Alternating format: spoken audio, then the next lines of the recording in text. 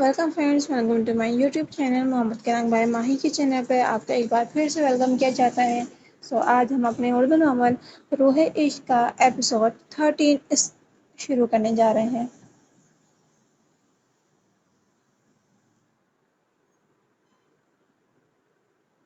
माही इस पे हैरान रह गई कि वो इंसान ये सब क्या कर रहा है। सियाल ने हाथ बढ़ाकर माही का हाथ पकड़ा और इसे अपने साथ बैठने का इशारा किया।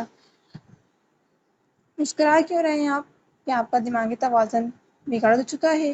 माही इसे देखती हुई कहने लगी। मारूफ, आपको जो बेहतर लगे वो समझ लें आप। सियाल माही के चेहरे का तवाफ करते हुए कहने लगा।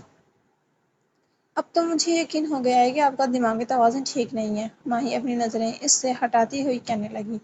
सियाल खामोशी इसे देखता रहा जबकि माही को इसकी नज़रें मुसलसल तंग कर रही थीं। आप मुझे इस तरह क्यों घूर रहे हैं? माही चिढ़ते हुए अंदाज में सियाल को बोली। सियाल को वो 3 साल की छोटी सी बच्ची मारूफ याद आ गई तो वो मुस्कुरा दिया। वैसे आप तो किसी पे भी पानी का गिलास उंडेल सकती हैं, खास कर इन पे जो आपको देखने की चाह रखते हैं। सियाल ने अपनी नज़रें इससे हटाते हुए कहा तो माही को इसकी बात से धचका लगा। अब सियाल सामने नन्हे नन्हे फूलों को देख रहा था जबकि माही की नज़र मुसलसल इस पे टिकी थी। ऐसे क्यों देख रही हैं आप जैसे मैंने आपका कोई राज फाश कर दिया हो। सियाल अब भी सामने देखकर बोल रहा था जबकि माही को समझ नहीं आ रहा था कि वो इस बात पर किस तरह रिएक्ट करे। पल भर में माही की आंखें नम हुई और देखते ही देखते इनसे पानी टपकने लगा। वहीं सियाल की आंखें नम थीं, शायद वो इसे ही छुपाने के लिए यहाँ वहाँ देख रहा था। सियाल ने पलट कर माही को देखा तो वो इसे देखते हुए रो रही थी। सियाल अपने आंसुओं को भी काबू में ना रख पाया तो इसे बहता छोड़ दिया। माही ने हाथ बढ़ाकर इसके आंसुओं को साफ किया तो सियाल ने भी इसके आंसुओं को साफ किए और माही का बाजू थाम कर इसे अपने करीब किया तो माही ने भी कुछ कहे बिना सियाल के सीने से सिर टिका दी। सियाल ने माही को पुकारा तो वो इसके सीने पे सर हिलाए बिना ही जी कहकर इसकी अगली बात सुनने को तैयार बैठी थी। बहुत ही तवील सफ़र था मारूफ अब तक पहुंचने का, लेकिन मुझे कहीं न कहीं यकीन था कि आप भी ये सफ़र तय कर रही हैं, इसलिए मेरा हर कदम सिर्फ आपकी तरफ खुद ब खुद बढ़ता चला गया। मेरे दिल को ये सोचकर करार आ जाता कि आप मुझे ज़रूर मिलेंगी, लेकिन मेरी रूह को कभी करार हासिल नहीं हुआ। आज मुझे लग रहा है कि मेरी रूह के करार हासिल करने का जो सफ़र था, वो आज ख़त्म हो चुका है। सियाल कहते-कहते रुका तो माही ने आंसुओं से तर चेहरे को उठाकर इसे देखा, जो अपनी आँखों से बहते पानी को रोकने की कोशिश कर रहा था, लेकिन बेसुध। माही इससे अलग हुई तो सियाल का चेहरा हाथ में लिए इसके आंसू साफ करने लगी और इससे कुछ ऊपर होकर और इस इसे झुकी और सियाल के माथे पर अपने लब रखे अपनी मोहब्बत का मोहर लगा दिया। सियाल की नज़र फिर लॉकेट पर पड़ी। इसने इसे अपने हाथों में लेकर इस पे उंगलियां चलाने लगा। मारूफ, ये लॉकेट। इससे पहले सियाल अपनी बात कहता माही ने अपनी उंगली से इसको चुप करवा दिया। सियाल, ये लॉकेट मुझे आपके होने का एहसास दिलाता रहा और इसी की वजह से देखें आज इतने अरसे बाद आप मुझे मिल गए और अब मैं आपको कभी खुद से दूर नहीं जाने दूंगी। माही सियाल के कंधे पर सर टिकाकर कहने लगी। सियाल ने इसके गिर्द अपने बाजू हायल करके इसे खुद से करीब किया और अपने लब माही के सर पे टिकाए तो माही ने आंखें बंद करके इनको महसूस किया। थोड़ी देर خاموش رہنے کے بعد سیال نے اسے توڑا۔ میں نے آپ کو بہت مس کیا معروف، بہت زیادہ۔ سیال اس کے سر کے ساتھ اپنے سر ٹکائے کہنے لگا۔ میں نے بھی سیال آپ کو بہت مس کیا، ماہی نے مختصر جواب دیا کیونکہ وہ سیال کو محسوس کرنا چاہتی تھی۔ وہ دونوں ایک دوسرے کو محسوس کر رہے تھے جب ماہی کے موبائل کی رنگ سے دونوں اپنے اپنے حواسوں میں واپس آ گئے۔ ماریہ کا نام اسکرین پہ جگمگا رہا تھا تو ماہی نے جلدی سے کال اٹھائی۔ اوکے ماریہ، میں آ رہی ہوں۔ ماہی نے کال اینڈ کی تو سیال نے اپنی گرفت سے آزاد کیا اور سر پہ بوسہ دے کر جانے کا کہا تو ماہی اٹھ کھڑی ہوئی۔ کچھ دور جانے کے بعد وہ اچانک سے پلٹی اور بھاگتی ہوئی سیال کے پاس واپس آئی اور اپنے ہونٹ سیال کے سر پہ رکھے اور چوم کر وہاں سے بھاگ گئی جبکہ سیال اس کی اس حرکت پہ مسکرا دیا۔ ماہی کے جانے کے بعد سیال بھی گھر جانے کے لیے اٹھ کھڑا ہوا۔ وہ اب بے حد پرسکون تھا کیونکہ اب اسے اپنی منزل مل چکی تھی۔ اوہ ہیلو ماہی، کہاں کھو گئی ہو تم یار؟ ماریہ نے ماہی کو کندھوں سے پکڑ کر جھنجھوڑا تو وہ ہوش میں آئی۔ ہاں ہاں۔ ماہی اپنے حواس پہ قابو پاتے ہوئے اسے پکارنے پر بولی۔ کیا ہوا ہے؟ ماہی کون سی گہری سوچوں میں گم ہو تم؟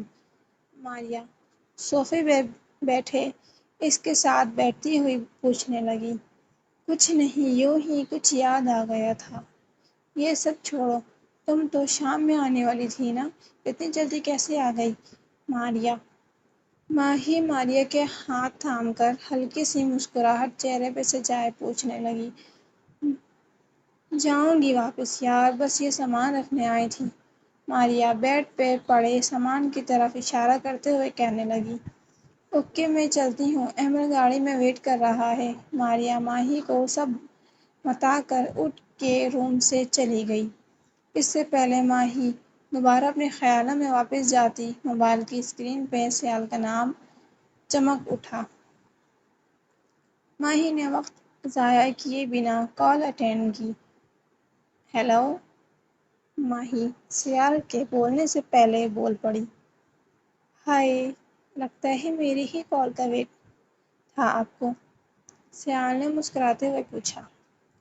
ایسی بات تو نہیں، میں سمجھی ماریہ کی کال ہے اس لیے میں نے نمبر دیکھے بنا ہی کال اٹھا لی۔ ماہی خود پہ قابو پاتے ہوئے کہنے لگی۔ اچھا چلیں آپ کہتی ہیں تو مان لیتے ہیں۔ یہ بتائیں کیا کر رہی ہیں آپ؟ سیال نے بات کو بدلتے ہوئے ماہی سے پوچھا۔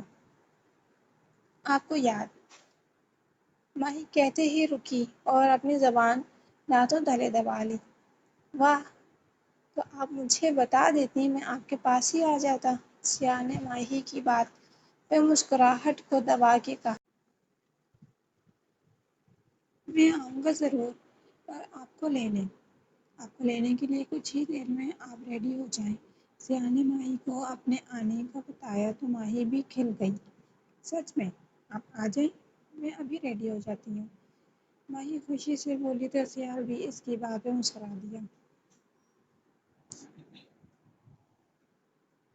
سیال نے خدا حافظ کہہ کر کال کٹ کر دی تو ماہی بھی تیار ہونے کے لیے اٹھ کھڑی ہوئی۔ سیال کی گاڑی گھر کے باہر کھڑی تھی جبکہ ماہی ایک آخری بار خود پہ نظر ڈالتی روم سے نکل گئی اور جلدی سے سیال کی گاڑی کی طرف بھاگی۔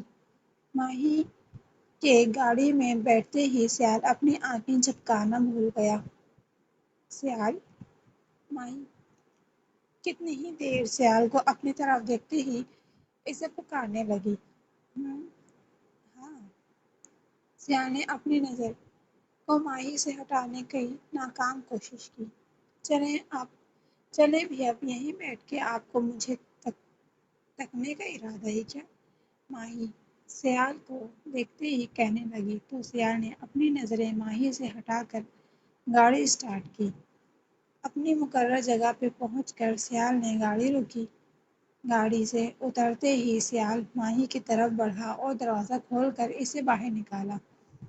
ماہی آس پاس دیکھنے لگی، جگہ شہر سے دور تھی اور ویران بھی۔ ماہی نے سیال کو دیکھا تو سیال نے ماہی کا ہاتھ تھام کر اسے اپنے ساتھ چلنے کا اشارہ کیا۔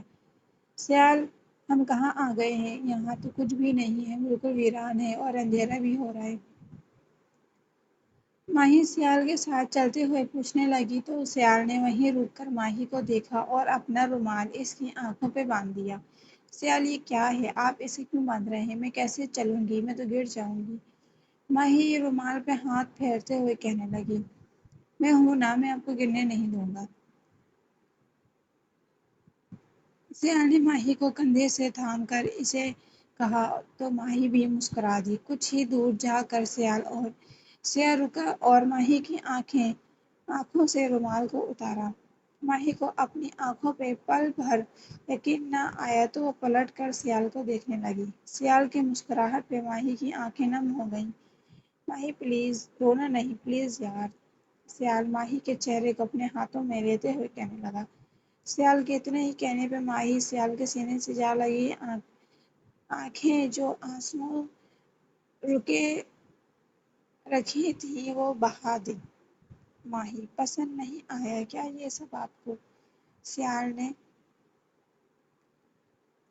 ہنستی ہوئی آواز میں کہا تو ماہی سیال سے الگ ہوئی۔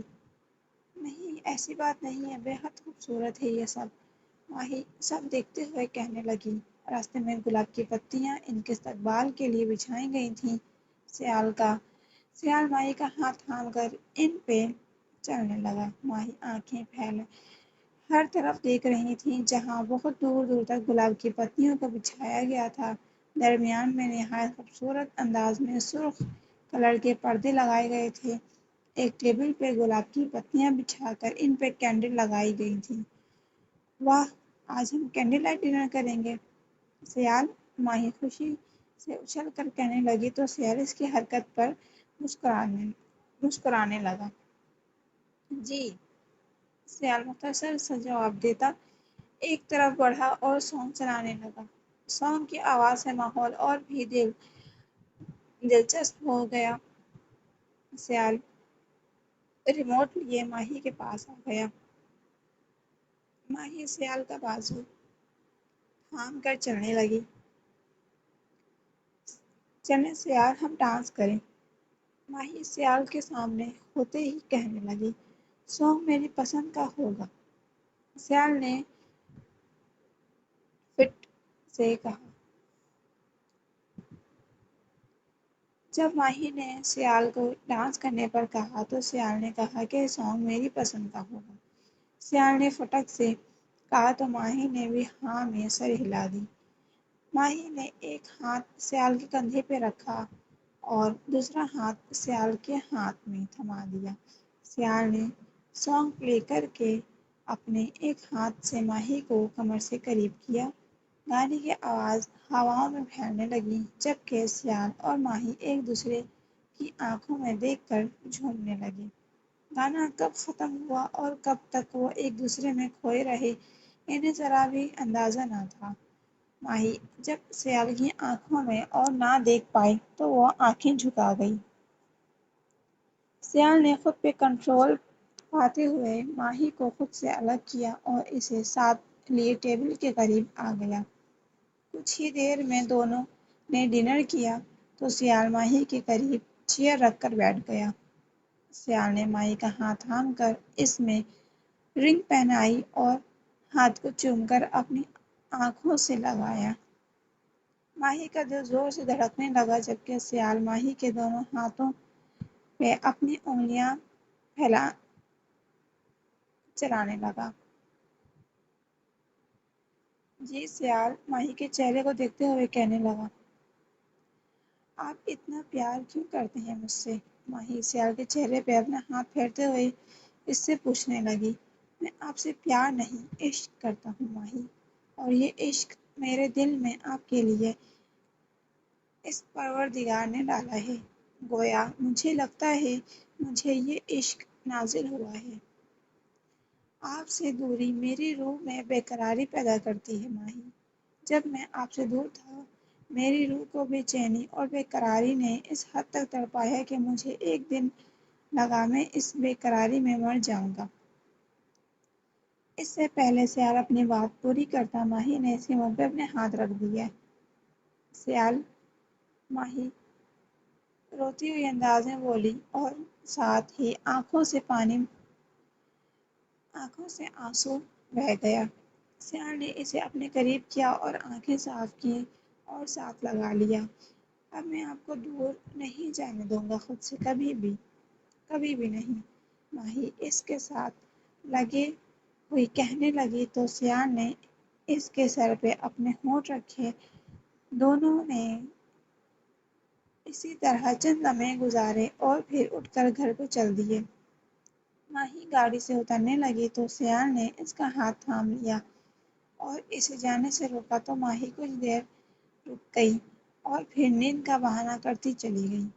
ماہی جب گھر آئی تو ماریا سو چکی تھی۔ ماہی فریش ہو کر لاؤنج میں آ گئی اور ہیٹر چلا کر اس کے پاس لیپ ٹاپ لے کر بیٹھ گئی۔ ماہی نے آلیان کو کال کی، کچھ دیر ادھر ادھر کی باتیں کرنے لگے۔ پھر ماہی نے آلیان کو مخاطب کیا اور اسے اپنے اور سیال کے بارے میں بتایا۔ آلیان سب سن کر بہت خوش ہوا اور ماہی کو اطمینان دلایا کہ وہ واپس آتے ہی سب سے ان دونوں کی بات کرے گا۔ ماہی نے پھر سحر سے کچھ دیر بات کی اور خدا حافظ کہہ کر کال بند کر دی۔ ماہی اب سیال کی دی ہوئی انگوٹھی پہ ہاتھ پھیرنے لگی اور پھر اسے اپنے ہونٹوں سے لگایا۔ روم میں آتے ہی ماہی لیٹ گئی اور سیال کو سوچتے ہی نیند کی وادیوں میں کھو گئی۔